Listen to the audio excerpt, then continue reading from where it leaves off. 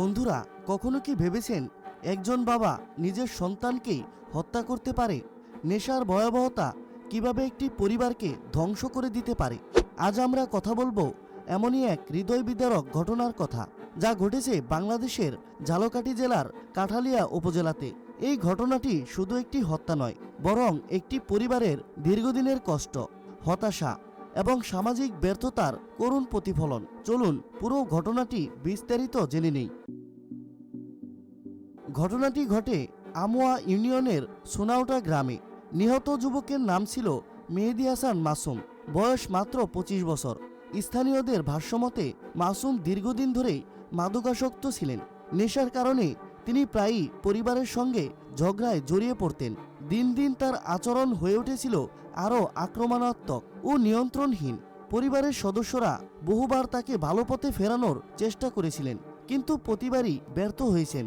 এক পর্যায়ে এই সমস্যা পরিবারের ভয়াবহ রূপ নেয়।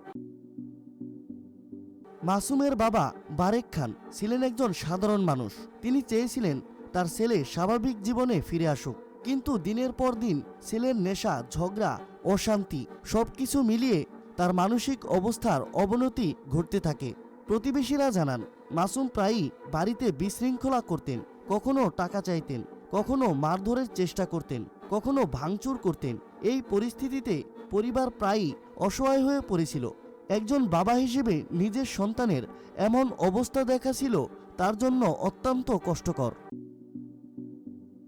শনিবার রাত দিনভর স্বাভাবিকভাবেই চলছিল জীবন। রাতে মাসুম খাবার খেয়ে ঘুমিয়ে পড়েন। ঘরের ভেতর তখন ছিল নিস্তব্ধতা, কিন্তু সেই নীরবতার মধ্যেই লুকিয়েছিল ভয়ঙ্কর এক সিদ্ধান্ত। রাতের কোনো এক সময় বারেক খান একটি ধারালো দা হাতে নেন। ঘুমন্ত ছেলের উপর ঝাঁপিয়ে পড়েন তিনি। একটির পর একটি কূপ। ঘুমন্ত মাসুম প্রতিরোধের সুযোগই পাননি। ঘটনাস্থলেই তার মৃত্যু হয়। হত্যাকাণ্ডের পর পালিয়ে যাননি বাবা, বরং রোববার সকাল প্রায় 10টার দিকে তিনি নিজেই থানায় যান। সরাসরি পুলিশের কাছে আত্মসমর্পণ করেন। তিনি নিজের অপরাধ স্বীকার করেন। এই ঘটনায় পুরো এলাকায় নেমে আসে স্তব্ধতা। মানুষ বিশ্বাসই করতে পারছিল না একজন বাবা কিভাবে নিজের সন্তানকে হত্যা করতে পারে। কাঠালিয়া থানার ভারপ্রাপ্ত কর্মকর্তা আবু নাসের রায়হান জানান, প্রাথমিক তদন্তে জানা গেছে ছেলেটি ঘুমিয়ে থাকার সময় তাকে হত্যা করা হয়। হত্যায় ব্যবহৃত দা উদ্ধার করা হয়েছে। অভিযুক্ত বাবাকে গ্রেপ্তার দেখানো হয়েছে। মামলার প্রস্তুতি চলছে এবং বিস্তারিত তদন্ত শেষে প্রকৃত কারণ জানা যাবে।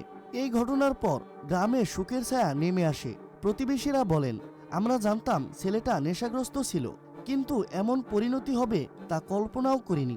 অনেকে বাবার প্রতি সহানুভূতি প্রকাশ করেছেন। তাদের মতে দীর্ঘদিনের মানসিক চাপ, হতাশা ও অসহায়ত্ব থেকেই হয়তো এই ভয়ঙ্কর ঘটনা ঘটেছে। তবে আবার অনেকেই বলছে কোনো কারণেই হত্যা গ্রহণযোগ্য নয়, আইনের হাতে বিচার চাওয়াই উচিত।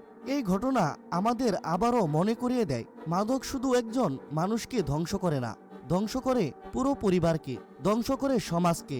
মাসুম যদি নেশায় না জড়াতেন, হয়তো আজ তিনি বেঁচে থাকতেন, তার বাবা আজ জেলে থাকতেন না, একটি পরিবার এমনভাবে ভেঙে পড়তো না। মাদকাসক্ত ব্যক্তি শুধু নিজের ক্ষতি করে না, সে তার চারপাশের মানুষদের জীবনকেও বিপন্ন করে তোলে। এই ঘটনায় আমাদের সবার জন্য বড় একটি শিক্ষা রয়েছে। যদি আপনার আশেপাশে কেউ মাদকাসক্ত থাকে, তাকে অবহেলা করবেন না, তাকে ঘৃণা করবেন না, বরং চিকিৎসার ব্যবস্থা করুন, পুনর্বাসনের চেষ্টা করুন, মানসিকভাবে পাশে দাঁড়ান। পরিবার, সমাজ ও রাষ্ট্র সবাই মিলে কাজ না করলে মাদক সমস্যার সমাধান সম্ভব নয়। বর্তমানে মামলার তদন্ত চলছে। আদালতের মাধ্যমে নির্ধারিত হবে এই হত্যাকাণ্ড পূর্ব পরিকল্পিত ছিল কিনা, নাকি তা মুহূর্তের আবেগে ঘটেছে। আইন অনুযায়ী বিচার সম্পন্ন হবে, এটাই আমাদের দেশের নিয়ম।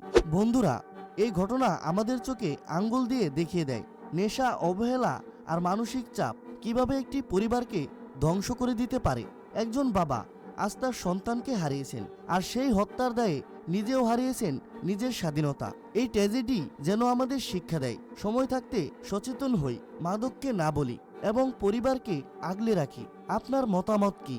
আপনি কি মনে করেন এই ঘটনা এড়ানো সম্ভব ছিল? কমেন্টে জানাতে ভুলবেন না। ভিডিওটি ভালো লাগলে লাইক দিন, শেয়ার করুন এবং চ্যানেলটি সাবস্ক্রাইব করুন। আবার দেখা হবে নতুন ভিডিওতে। ধন্যবাদ।